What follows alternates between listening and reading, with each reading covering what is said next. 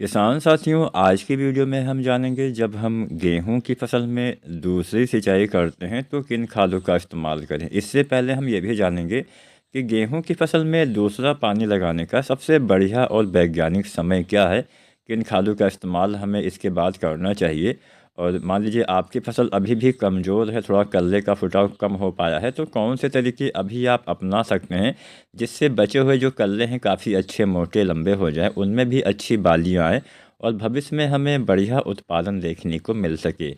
तो आज की पूरी वीडियो किसान साथियों आप ज़रूर देखिएगा। अगर आप भी दूसरा सिंचाई करने वाले हैं या फिर कर चुके हैं तो आज की वीडियो आपके लिए बहुत ही इम्पोर्टेंट होने वाली है। तो चलिए ज़्यादा समय नहीं लेते हैं, सबसे पहले बात करते हैं दूसरा पानी कब लगाना चाहिए।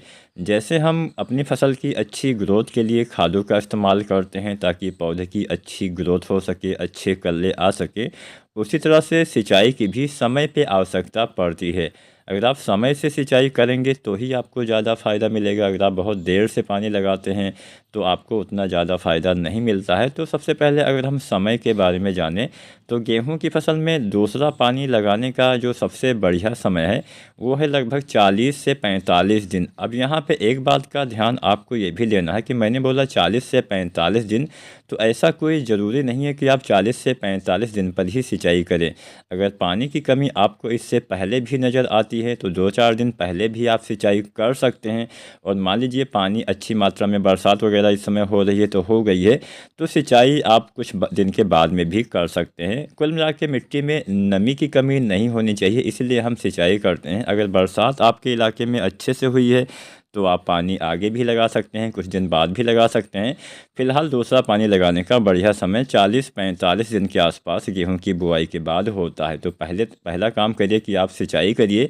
अब गेहूं की फसल में कभी भी आप पानी लगाइए तो एक बात का ध्यान आपको हमेशा देना है कि बहुत ज़्यादा पानी भरना नहीं होता है। बहुत लंबे समय तक पानी भरा रहेगा और ख़ासकर तराई वाले क्षेत्र, जो भारी मिट्टी वाले क्षेत्र होते हैं, वहाँ पे होता क्या है कि पानी जल्दी सूखता नहीं है।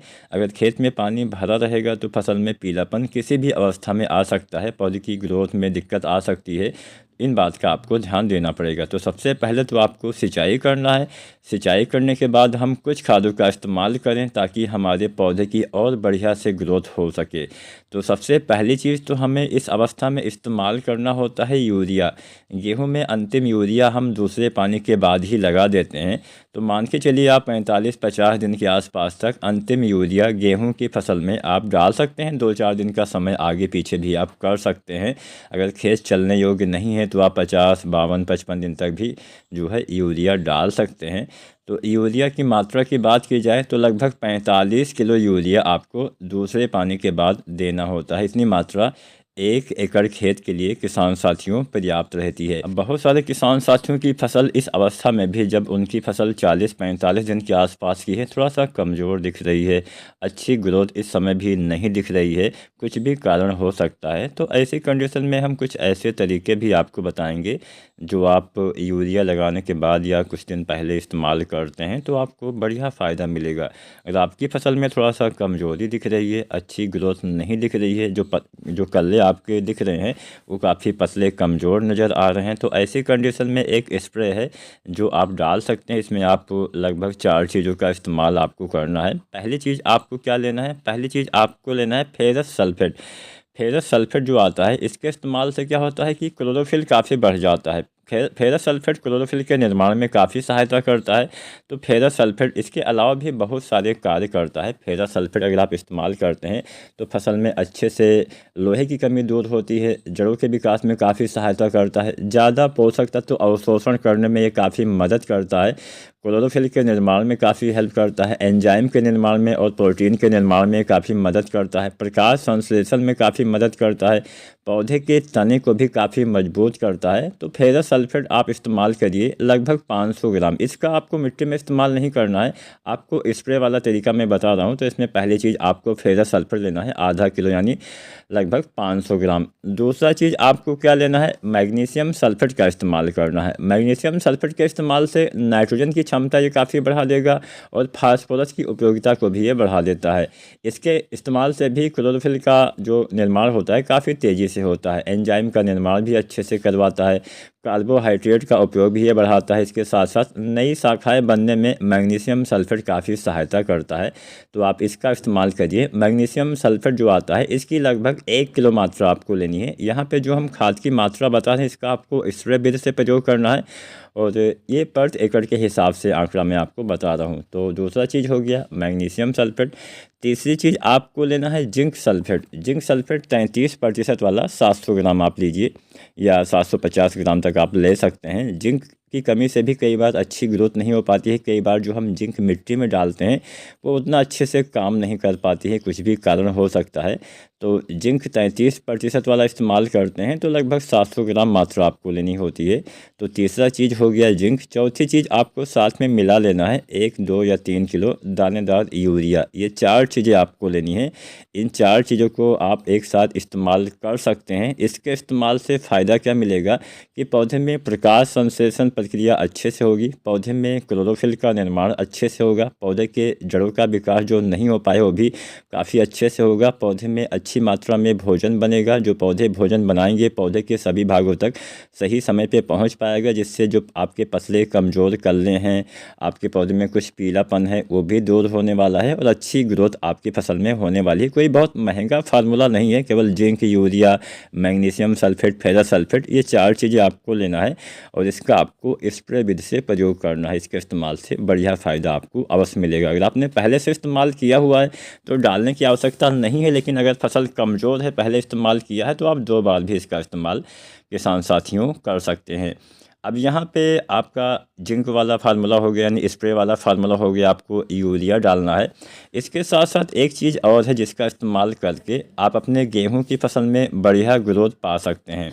अब इसका इस्तेमाल कैसे करना है, कौन सी वो चीज़ है, वो भी आप जान लीजिए। इससे पहले किसान साथियों आप हमें कमेंट के माध्यम से एक छोटी सी जानकारी प्रदान कर सकते हैं। किसान साथियों, आपकी गेहूँ की फसल जब मैं वीडियो पब्लिश कर रहा हूँ, जब भी आप वीडियो ये देख रहे हैं, उस समय कितने दिन की हो गई है, आप हमें नीचे कमेंट के माध्यम से चाहें तो आप ये जानकारी, छोटी सी जानकारी साझा कर सकते हैं। आप जितने भी दिन की भी आपकी गेहूं की फसल हो, 30 दिन, 35, 40, 45, 50, जो भी हो, आप नीचे कमेंट करिए। साथ में अपने स्टेट का नाम, अपने राज्य का नाम आप साझा कर सकते हैं, लेकिन कोई अपनी पर्सनल जानकारी कमेंट के माध्यम से साझा मत करिएगा।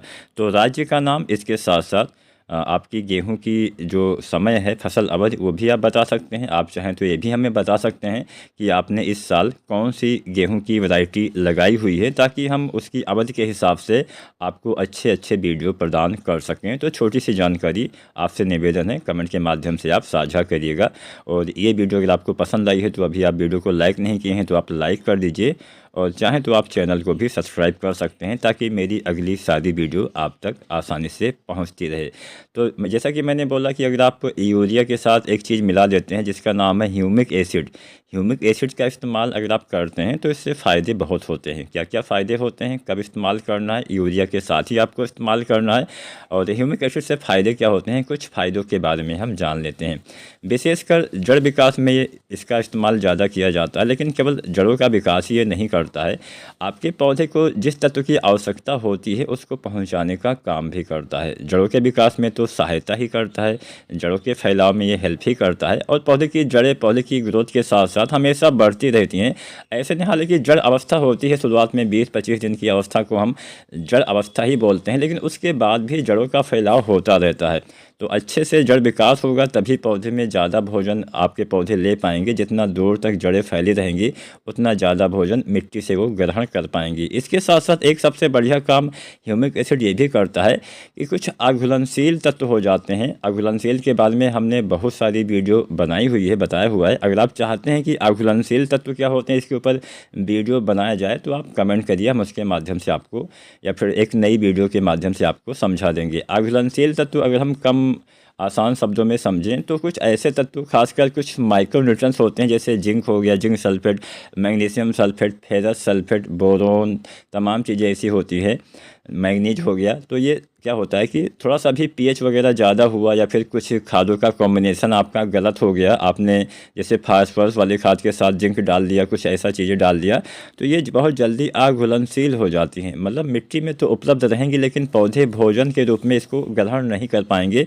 तो उन्हीं अघुलनशील तत्वों को ये दोबारा से घुलनशील करने का भी काम करता है, जिससे आपके पौधे में फिर से हरियाली आएगी। मान लीजिए आपने जिंक डाला, वो अघुलनशील हो गया, आपने ह्यूमिक एसिड डाला, तो दोबारा से जिंक आपके पौधे को मिलने लगेगा। उसी तरह से दूसरे भी तत्व जो अघुलनशील हो गए हैं वो पौधे को मिलने लगेंगे, जिससे अच्छी ग्रोथ दोबारा से स्टार्ट होगी। तो ह्यूमिक एसिड बहुत सारी कंपनियां बनाती हैं, 98% वाला डालते हैं, तो लगभग 1 से 1.5 किलो आपको यूरिया के साथ डालना होता है। वीडियो अच्छी लगी हो तो लाइक शेयर करें।